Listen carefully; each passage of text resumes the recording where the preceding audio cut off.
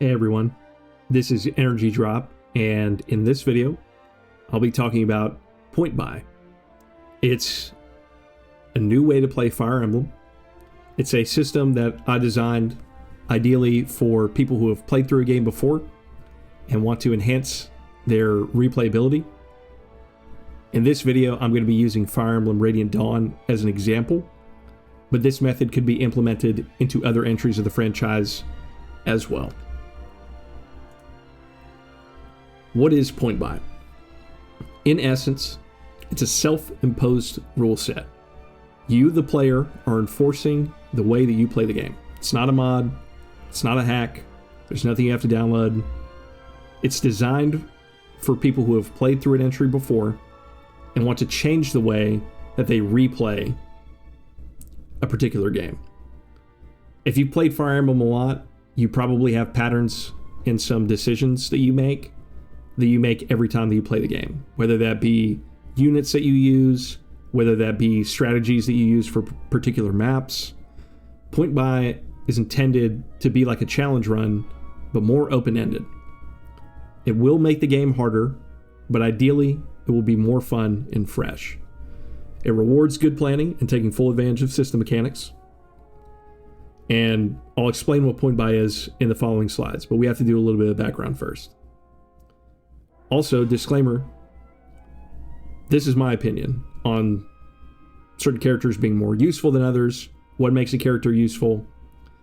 My opinion may be wrong.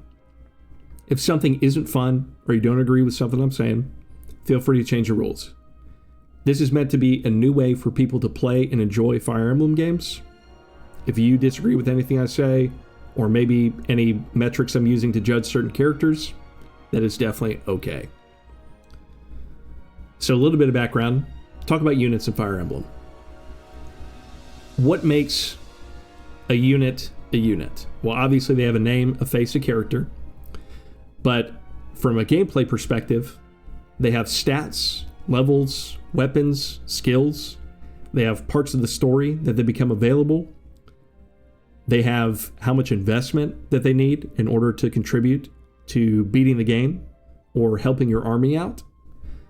You have uniqueness of units. Rayson, for example, is the only Heron in Fire Emblem 9, but is joined by his siblings in Fire Emblem 10. He's one of 3 Herons you could use.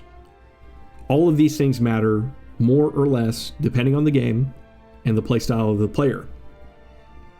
Now, when you're choosing which units to use in Fire Emblem, you have aesthetics and you have gameplay.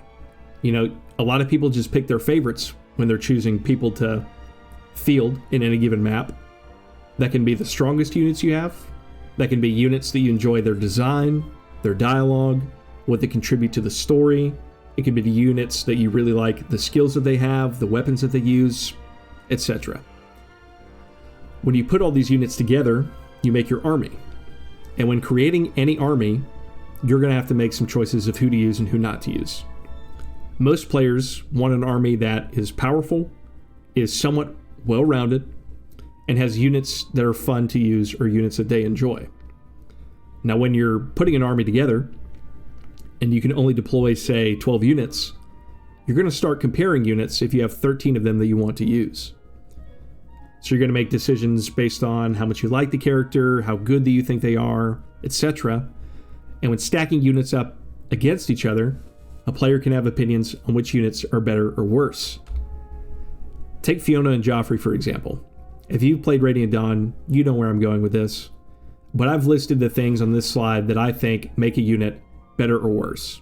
Just kind of a couple examples. The most important ones I've highlighted in gold, and the advantages that Fiona and Joffrey have in those respective attributes. Fiona has, in my opinion, better skills, better availability, and a better affinity in the game that she's in.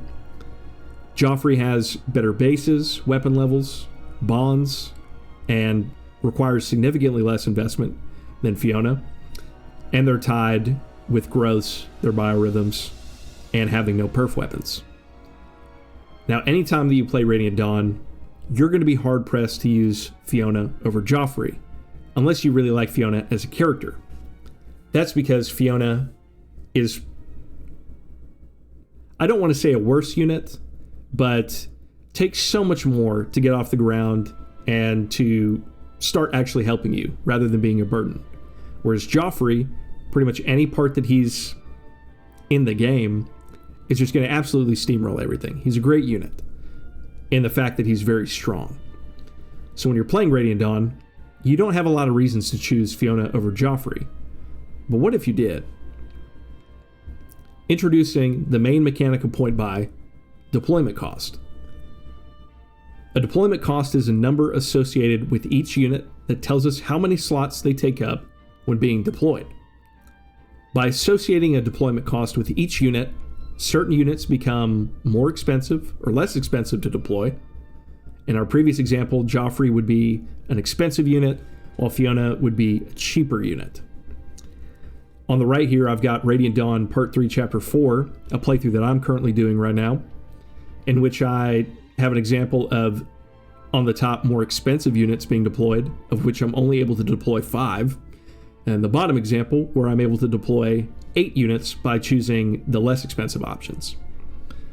If you want to deploy the quote-unquote better units of this game, better out of the box, higher ceilings, better bases, you'll be forced to deploy less of them.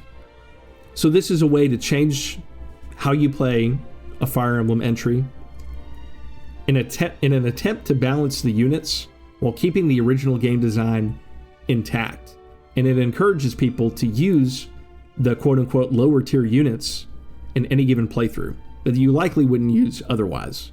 You'd be hard-pressed, I think, to find somebody who would have the army composition of the picture, either of these pictures really, the top or the bottom. But what about the outliers? If we're going to associate a deployment cost with any given unit, what about the likes of Naysala, Har, Nyla, just to name a few? Well, in my experience trying out point buy, I've come to the conclusion that some units are just too good. Outlier characters will warp the game around themselves, and their presence on a map will either trivialize it or they become your sole game plan. So for that reason, the outlier characters are banned. If that's something that you don't think is fun, say you really want to use Nyla, you won't play through the game if you can't use Nyla, that's fine. I mean, do what you think is best. Maybe you consider these outlier characters just to be expensive, right? Change their deployment costs to be extremely high, just sort of to balance the game. Again, this is a way of replaying Fire Emblem games in a way that's supposed to be more enjoyable. If you're not having fun with it, then what's the point? So this is my example of a point buy list. I've put this list together pretty much with no second opinion, so if you see characters on here that you don't agree where they are, you think they should be a tier up, tier down, whatever, that's totally fine. You know, this is just my personal evaluation of the deployment cost I think is most fair for each unit. I'm still currently playing through Radiant Dawn. These characters are likely to be moved around a little bit, some of them. I'll put in the description a link to this list, and if there's any changes to it, I'll take you to the most current one.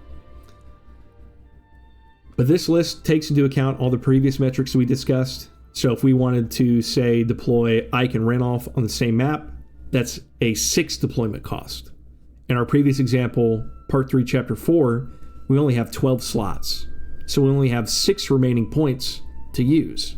Now we could choose we choose Titania and a couple 2s. We could choose a lot of the 1s and 0.5 units. It really just matters how you as a player want to play through the game and what units that you want to use. I've had a lot of fun playing like this. I've never played a Fire Emblem game quite like this. So I encourage you, if you think that this is fun or this sounds interesting, check out the list below. If you disagree with where any of these characters are put, leave a comment, let me know. Maybe I'll reevaluate some of these based on those comments. But that's pretty much it. The point buy system is supposed to be a celebration of the franchise. I hope that it can be an exciting way for people to experience the series again. I personally plan on making more point buy lists for other games in the Fire Emblem series. If you have a suggestion on which one I should do next, or which one I should make a video about, please feel free to leave that comment below. And if you watched up to this point, thank you so much, and I'll see you around.